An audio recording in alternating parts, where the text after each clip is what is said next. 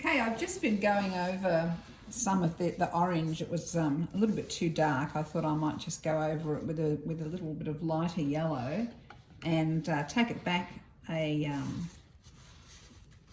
notch in terms of the shading. And as you can see, it's just, I don't know if you can see there, but it's just gotten a little bit smudgy in there. So I'm just going to take, I thought it was a good opportunity to show you, just going to take the precision brush and lift that paint back off. So I've just got water, I've got my absorbent paper, so I'm cleaning the water off my brush, I'm cleaning the paint off my brush as I go, and I'm just really lifting that back off. So voila, we've got a nice sharp point back on there. I don't think any of the others have really gone over in the same way. Yep.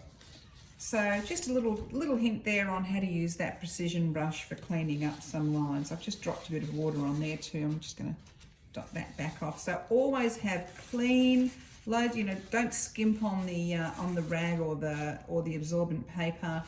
This is going to be your friend because you're constantly cleaning off brushes or dotting things up. So you always want to have a nice clean piece of that available.